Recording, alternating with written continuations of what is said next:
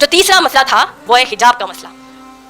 اللہ سبحانہ تعالیٰ نے قرآن مجید میں سورہ نور سورہ نمبر 24 آیت نمبر 30 اور 31 اور سورہ احزاب سورہ نمبر 33 آیت نمبر 59 میں اللہ نے واضح طور پر بتا دیا کہ مسلمان عورت ان مردوں کے سامنے، ان غیر محرم مردوں کے سامنے آنگ پر پہنے ہوئے کپڑوں کے ساتھ ان کے سامنے نہیں آ سکتی جس سے وہ زندگی میں کبھی بھی نکاح کر سکتی ہے. غیر محرم کا مطلب ہی وہی ہوا کہ زندگی کے کسی بھی موڑ پر جب آپ کسی سے نکاح کر سکتے ہیں ان کے سامنے مکمل سر سے لے کر پاؤں تک ڈھانک لینا فرض ہے ہم پر. اور اس کے ساتھ ساتھ قرآن حدیث کی روشنی میں یہ بھی تعلیم ہم کو ملتی ہے کہ کوئی بھی مسلمان عورت بالغ ہونے کے بعد آفٹر ریچنگ پیوبرٹی وہ اپنے جسم کا کوئی بھی حصہ، یہاں تک کہ اگر اس کی سگی ماں بھی ہوگی، کپڑے اتارتے وقت یا بغیر کپڑوں کے اپنی سگی ماں کو تک نہیں دکھائے گی، سگی بہنوں کو تک نہیں دکھائے گی سوائے چہرے کے، ہاتھوں کے اور پاؤں کے. باقی کا جسم کا حصہ وہ صرف اپنے شوہر کو دکھا سکتی ہے. تو یہ دو بنیادی باتیں ہم کو معلوم ہونے ضروری تھے. اب آپ دیکھیے مسلمان عورت پر اللہ نے حکم لگایا ہے کہ جب وہ اپنے گھروں سے باہر نکلیں، یعنی جب کبھی غیر محرموں کے بیچ میں وہ جائیں یا گھر میں بھی اگر وہ رہتی ہیں تو اپنے سینوں پر چادریں ڈال دیں، سینوں پر اوڑھنیاں اوڑھ لیں اور اپنی زینت کو جان بوجھ کر نہ دکھائیں. اور اپنی زینت کو وہ کس کے سامنے دکھا سکتی ہیں؟ اللہ نے ایک فہرست اس میں بتائی ہے. سگے باپ کو دکھا سکتی ہے، سگے بھائی کو دکھا سکتی ہے، سگے ماموں کو دکھا سکتی ہے، سگے چاچا کو اپنی زینت دکھا سکتی ہے. جیسے عام طور پر ہم زینت اختیار کرتے ہیں. کس کو نہیں دکھا سکتے؟ سگے خالو کو زینت نہیں دکھا سکتے، بغیر حجاب کے نہیں آ سکتے. اسی طریقے سے سگے پھوپھا کو نہیں دکھا سکتے، اسی طریقے سے سگے بہنوئی کو بھی نہیں دکھا سکتے. سورہ نور کے ضمن میں ہم کو یہ سمجھ میں آتا ہے. اس کے علاوہ جب عورتیں گھر سے باہر ضروریات زندگی کے لیے جب باہر جاتی ہیں تو اب اللہ نے سورہ احزاب کی آیت نمبر 59 میں حکم دیا کہ جب تم اپنے گھروں سے باہر نکلو اور غیر محرم مردوں سے اگر تمہارا آمنا سامنا ہو تو اپنے آپ کو جلباب جیسے کپڑے سے مکمل سر سے لے کر پاؤں تک ڈھانک لو. کیسے کپڑے سے؟ جلباب جیسے کپڑے سے. اور جلباب جیسا کپڑا کیسا ہوتا ہے؟ موٹا کپڑا ہوتا ہے یا نہیں تو کم از کم ایسا ہو کہ آپ کا جسم مکمل اس سے ڈھک جائے اور اگر اس پر روشنی بھی پڑے تو آپ کے اندر کا لباس نظر نہ آئے اور نہ ہی آپ کا جسم کا کوئی حصہ نظر آئے. جو انشاءاللہ میں اپنے آپ کو دکھا کر یا میری جتنی بہنیں یہاں میری طرح برقع پہنی ہیں یہاں آڈینس میں دکھا کر بتا سکتی ہوں کہ انشاءاللہ ہم لوگ سورہ احزاب کی آیت نمبر 59 کے ضمن میں انشاءاللہ حجاب کر رہی ہیں. تو یہ حجاب 2 آیتوں کے ضمن میں ماشاءاللہ ہم نے سمجھ لیا. اس میں ایک مزے کی بات آپ کو بتا دوں یا اس میں ایک دلچسپ بات آپ کو بتا دوں وہ یہ ہے کہ اسلام میں مرد کے لیے ہم اس کا اپوزٹ کیا لیتے ہیں؟ عورت. جبکہ اسلامی اعتبار سے مرد کا جو جوڑے دار فیمیل ہے وہ دراصل عورت نہیں ہے. کیوں؟ کیونکہ عورت کا بنیادی معنی ہے کوئی ایسی چیز جس کو چھپا کر رکھا گیا. تو اسلام نے عورت کی اتنی عزت کی ہے، اتنی عزت دی ہے کہ اس کو مکمل غیر محرم مردوں کی نیتوں سے چھپا کر رکھا. بھیڑیوں کی شکل میں جو چند مرد ہوتے ہیں جو اپنی ہوس کا شکار عورتوں کو بنانے کی کوشش کرتے ہیں اس سے اللہ نے عورت کو محفوظ کر دیا. اسی لیے ہم کو عورت کہا گیا ہے ماشاءاللہ. اسی اعتبار سے حجاب کے ضمن میں دوسری اہم باتیں بھی آپ سب کو یہ بتا دوں کہ جیسے کہ اللہ نے سورہ احزاب کی آیت نمبر 59 یہ آیت کو آپ ضرور انشاءاللہ گھر جا کر ایک بار کھول کر پڑھیے.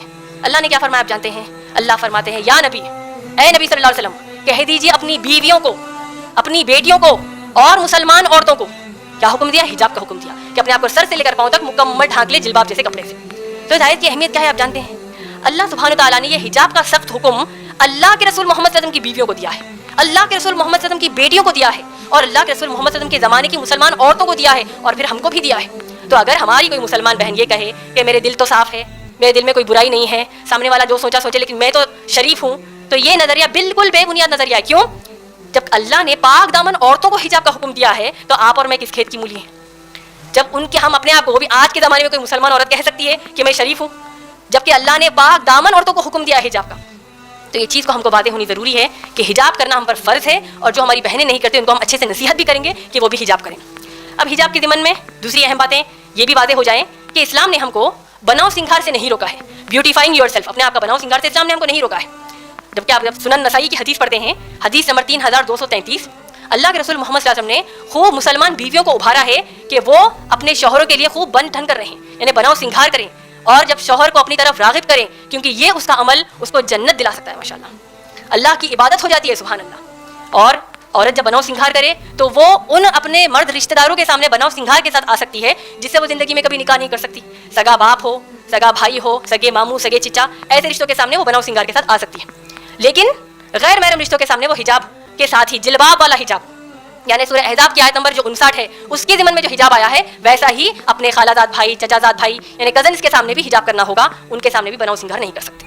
یہ ایک چیز ماشاءاللہ ہم کو سمجھنی ضروری تھی. اس کے علاوہ اسلام نے ہم کو جو عام طور پر مسلمان عورتیں ہماری بہنیں آئی بروز کے بالوں میں جو چھیڑ چھاڑ کرتی ہیں، اللہ کے رسول محمد صلی اللہ علیہ وسلم نے سختی سے منع کیا ہے کہ کوئی بھی عورت اپنے آئی بروز کے بالوں میں کوئی چھیڑ چھاڑ کرے خوبصورتی کے نام پر. اسی طریقے سے بالوں کو اونچا جوڑے کی شکل میں یا چونڈے کی شکل میں سر کے اوپر باندھنا، اس پر بھی اللہ کے رسول محمد صلی اللہ علیہ وسلم نے لعنت بھیجی ہے.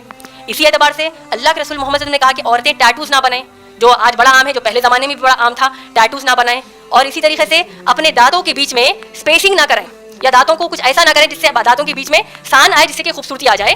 یہ بھی اس سے بھی ہم کو منع کیا ہے. اس کے ساتھ ساتھ اللہ کے رسول محمد صلی اللہ علیہ وسلم نے حدیث میں فرمایا کہ کوئی مسلمان عورت کو چاہیے کہ وہ جب اپنے گھر سے باہر نکلے تو خوشبو کا استعمال نہ کرے. جو عورت گھر سے باہر نکلتی ہے خوشبو لگا کر، ہیا الزانیہ ہیا الزانیہ ہیا الزانیہ، وہ زانیہ عورت کی طرح ہے، وہ زانیہ عورت کی طرح ہے، وہ زانیہ عورت کی طرح ہے. یعنی اللہ کے رسول محمد صلی اللہ علیہ وسلم فرماتے ہیں کہ جو مسلمان عورت خوشبو لگا کر گھر سے باہر نکلے، شی از لائک اے پروسٹیٹیوٹ، نعوذ باللہ. تو یہ چند باتوں کا اہتمام ہم کو حجاب کی نظر میں رکھنے ہیں، اور کسی بھی قرآن اور حدیث کی تعلیم کو نظر میں رکھتے وقت سوچیے ضرور. آج کے حالات میں شاید ہمارے لیے کچھ مشکلات شیطانی وسوسوں کی شکل میں آئے، انسان کے کسی دوسروں کے وسوسوں کی شکل میں آئے کہ یہ حکم کو میں کیسے بجا لاؤں، یہ حکم تو ایپ والا حکم ہونا جا رہا ہے. جیسے کہ جوائنٹ فیملی میں دیور جیٹ کے سامنے تو بآسانی نکل رہی ہوں، لیکن اب میں کیسے حجاب کیسے کر لوں.